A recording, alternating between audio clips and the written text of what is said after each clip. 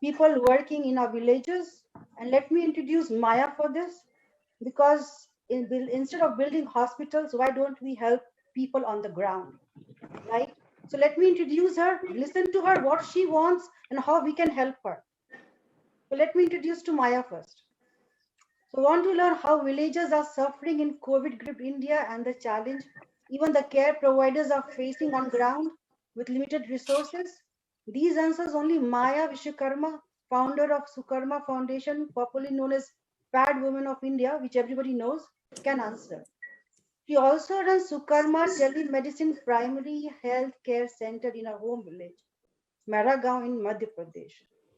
She is a former senior research associate at University of California in San Francisco and Stanford University.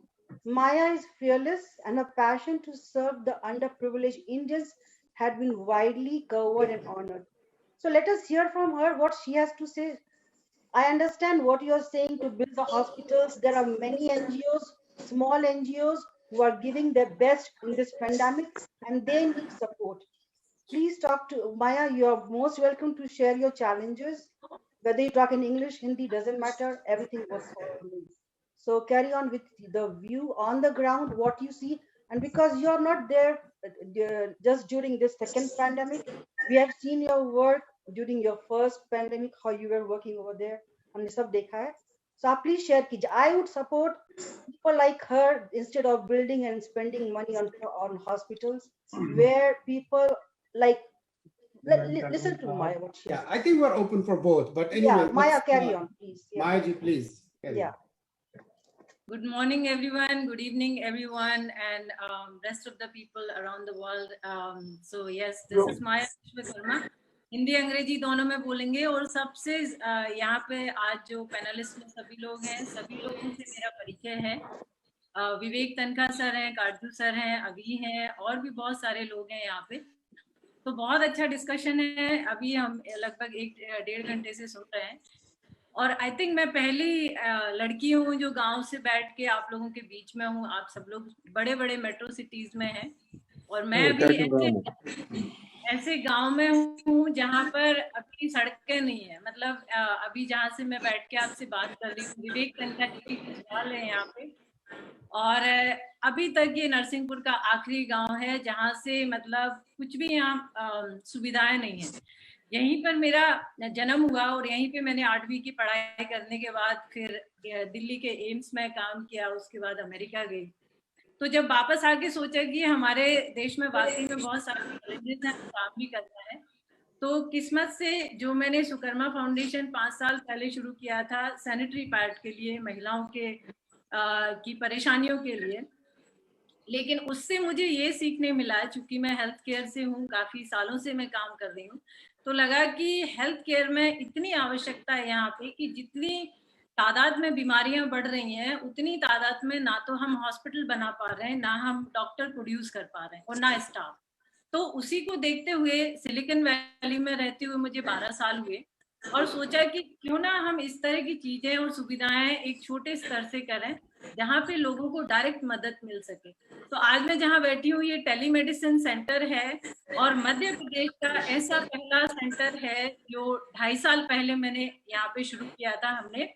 और ये सोच के किया था कि जैसे दिल्ली सरकार ने मोहल्ला क्लिनिक की शुरुआत करी थी कि कैसे हम मोहल्ले में छोटे छोटे क्लिनिक बना के जो प्राइमरी केयर और जो प्रिवेंटिव डिजीज होती है उनको हम कैसे यहाँ पे रोक पाए. तो उसी मॉडल पे मुझे लगा कि मेरे गांव में भी होना चाहिए, क्योंकि मैं इतने बड़े अमेरिका के सिलिकॉन वैली में रहती हूँ और अपने गांव से जब लोगों को परेशान होते हुए देखती हूँ कि 100 किलोमीटर तक वो सिविल हॉस्पिटल जाते हैं नरसिंहपुर, जो कि बिना ट्रांसपोर्टेशन के, या ज्यादातर लोगों की डेथ जो है रास्ते में हो जाती. मेरे फैमिली के 2 मेंबर्स उसमें शामिल हैं. तो जब हमने 2.5 साल पहले शुरू किया तब कोरोना नाम की कोई चीज नहीं थी, लेकिन लोग धीरे धीरे इंटरेस्ट दिखा रहे थे कि किस तरह से आप डॉक्टर्स को दिल्ली में कनेक्ट करके, बॉम्बे में कनेक्ट करके, अमेरिका में कनेक्ट करके. मेरे ऐसे कुछ फ्रेंड्स हैं जो अपनी सेवाएं हमारे गांव के लोगों को देते हैं. तो जब पिछला पैंडेमिक पिछली साल शुरू हुआ तो मैंने देखा मजदूरों की यहाँ बहुत सारी समस्या है. तो हमने उस समय मजदूरों पे ज्यादा काम किया, क्योंकि उस समय तक गांव में कोरोना नहीं पहुंचा था, सिर्फ शहरों में था। गांव में इक्का दुक्का केस हमें मिलते थे और जो कि बहुत माइल्ड सिम्टम्स होते थे। उस टाइम फियर बहुत था, लेकिन जो था केसेस कम थे। लेकिन इस साल जैसे ही मैं जनवरी में यहाँ पहुंची और यही सोच के, जो सब लोगों का, हम लोगों का एटीट्यूड था कि नहीं अब तो कोरोना खत्म हो गया, और इंडिया में सबसे बड़ा ये एक तरह से मैसेज आया कि अब तो वैक्सीन आ गई है, और ये वैक्सीन ऐसी संजीवनी बूटी है कि ये अब जैसे ही सबको लगेगी सारे लोग ठीक हो जाएंगे और कोरोना भाग जाएगा। तो जैसे ही जनवरी में के बाद जो है होली का सीजन आया और लोगों ने मतलब इस तरह से मास्क पहनना ही भूल गए, और जो सोशल डिस्टेंसिंग की तो बात ही छोड़िए। तो होली के जो फेस्टिवल हैं, शादी होना है, ये सब चीजों में बहुत ही ज्यादा पार्टिसिपेशन दिखा है। और मुझे लगता है ये सभी जगह और भी चीजें हैं, जैसे हमने पॉलिटिक्स की बात की, रैली की बात की, कुंभ की बात की, तो ये सब चीजें मिला के जो नया म्यूटेंट है वो इस प्रकार से गांव में पहुंचा कि आप लोग सब शहर के डेटा से मैं यहाँ पे 2 महीने से एक ही जगह पर बैठ ये देख पा रही हूँ कि गांव में हेल्थ केयर गांव में सबसे ज्यादा परेशानियां यहाँ पे हैं कि हेल्थ केयर तो है ही नहीं यहाँ पे। उसके अलावा उनमें एक डर ये भी है कि यदि हम शहर जाएंगे और वहां पे हमारा कोविड टेस्ट होगा और हमें वो आइसोलेशन में डाल देंगे, हम अपने परिवार को नहीं देख पाएंगे, हम उनके साथ मरना चाहते हैं। मतलब यहाँ पर हमारे क्लिनिक में आके बस यही बोलते हैं, यदि हमारे यहाँ हम डायरेक्टली कोविड पेशेंट को यहाँ ट्रीट कर रहे हैं, जितनी मिनिमम फैसिलिटी है उनमें से ही आज का 2 महीने से हम लोग 6000 पेशेंट्स को यहाँ ठीक कर चुके हैं। पूरी की पूरी फैमिलीज यहाँ पे उनको संक्रमण है, और इस तरह से है कि मतलब हमारे यहाँ जहाँ पर नॉर्मल डेज में 10 पेशेंट आते थे, आज हम देख रहे हैं 200-300 एक छोटे से क्लिनिक में आ रहे थे। और हमारे पास सिर्फ जो बेड की फैसिलिटी, मतलब डे टाइम बेड की फैसिलिटी एक ही थी, जिसको हमने अभी पिछले 2 महीने में करीब 10 बेड की यहाँ पे घर को ही हमने हॉस्पिटल में परिवर्तित किया। तो मैं कहने का मतलब ये है कि जिस प्रकार से, जिस मैग्नीट्यूड में गांव में ये स्प्रेड हो रहा है और डेथ हो रही है, अभी 2 महीने में करीब हमारे गांव से 10 लोग जा चुके हैं कोविड के कारण। ये इसलिए कि उनको मतलब थोड़ा ट्रीटमेंट शुरू में मिला और काफी हद तक वो रिकवर होने की कोशिश की, लेकिन दिक्कत ये आई कि भाई यहाँ कहीं एम्बुलेंस नहीं आना चाहता, यहाँ वो हॉस्पिटल का नाम नहीं पता उन्हें कि भाई किधर जाना है, पढ़े लिखे नहीं है, उनके पास में कोई असिस्टेंस नहीं है जो कि बड़े हॉस्पिटल में जाके उनका इलाज करवा पाए।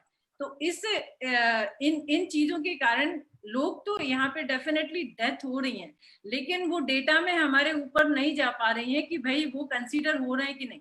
यहाँ जितनी भी डेथ हो रही है वो सब नॉर्मल उसको देखा जा रहा है कि नहीं ये तो इनकी आ गई थी और ये चले गए। तो यदि हम पूरे ऑल ओवर इंडिया के जो कोविड डेथ की बात करें, वो बहुत ही मिस रिप्रेजेंटेड डेटा है जो हम अभी ये इसमें वर्ल्ड मीटर में देखते हैं। मात्र 3 या 4 हजार डेली का डेथ दिखाता है, जबकि उसके 10 टाइम्स 20 टाइम्स डेटा जो डेथ का है वो सबसे ज्यादा है हमारे बाजू वाले गांव में, जहां पर मतलब हेल्थ केयर फैसिलिटी नहीं है या कुछ और सुविधाएं नहीं है, वहां पे 20, 25, 50 ऐसे लोग मर रहे हैं।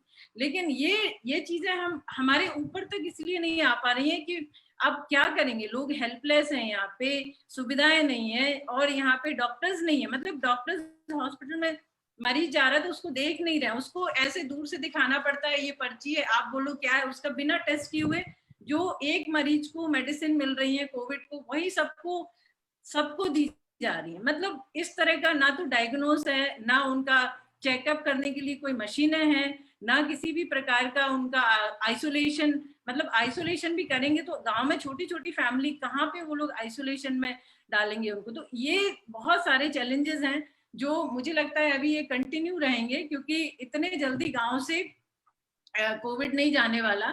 और उसका सबसे बड़ा एक और कारण है कि यहाँ पर जो अंधविश्वास है वैक्सीन के लिए, कि इतने ज्यादा अंधविश्वास यहाँ फैले हुए हैं कि जो भी मर रहा है तो उसको पहले ये पता करते हैं कि इसको वैक्सीन लगा था कि नहीं।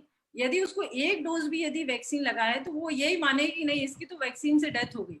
तो अभी हमारे पिछले महीने सिर्फ एक ही बार वैक्सीन लगाने वाले आए, उसमें से 3000 की आबादी में से सिर्फ 80 लोगों ने वैक्सीन लगवाया फर्स्ट डोज, और उन फर्स्ट डोज में से भी अब वो मुझे लगता है 10% ही सेकेंड डोज लगाएंगे। तो मुझे ये भी यहाँ रह के समझ में आया कि जब तक हम 100% वैक्सीनेशन ड्राइव और इस तरह से मेडिकल फैसिलिटी और ये सब चीजों पे फोकस नहीं करेंगे तो कोरोना जो है गांव से शहर, शहर से गांव, इसी तरह से आता जाता रहेगा। क्योंकि अल्टीमेटली जब तक हम पूरी तरह से उसको इरेडिकेट नहीं करेंगे, कोई भी पैंडेमिक हो, तब तक हम कैसे मतलब डिक्लेयर कर सकते हैं कि हम कोरोना से जीत गए। तो ये अभी जो फेज जो चल रहा है वो बहुत डिफिकल्ट है। स्पेशली मतलब विवेक सर इतना मेहनत कर रहे हैं कि नरसिंहपुर जैसे डिस्ट्रिक्ट में उन्होंने ऑक्सीजन पहुंचाए, गाडरवारा छोटे छोटे टाउन है हमारे पास में, वहां तक ध्यान दे रहे हैं। तो जो चीजें जहाँ रिमोट में ध्यान देने की जरूरत है, ट्राइबल्स एरिया है, मतलब कितने यहाँ ट्राइबल विलेजेस हैं हमारे आसपास जहाँ हेल्थ केयर तो छोड़िए, खाने की फैसिलिटी नहीं है, क्योंकि वो सिर्फ जंगल से नीचे आते हैं खाना लेने। अब पिछले 2 महीने से सब कुछ बंद है, उनके पास कहाँ से क्या चीज जा रही होगी ये तो भगवान ही जाने। तो इस तरह की और भी चीजें हैं जो मैं अभी ग्राउंड पे रह के ये फेस कर पा रही हूँ। तो ये जो छोटी सी फैसिलिटी हमने क्रिएट की थी, करीब हम लोग इसमें जितने भी लोग होते हैं उनको हम प्राइमरी ट्रीटमेंट देना शुरू करते हैं कि पहले 3 दिन में रिकॉग्नाइज करके उनको प्रॉपर ट्रीटमेंट के साथ साथ उनको होम आइसोलेशन।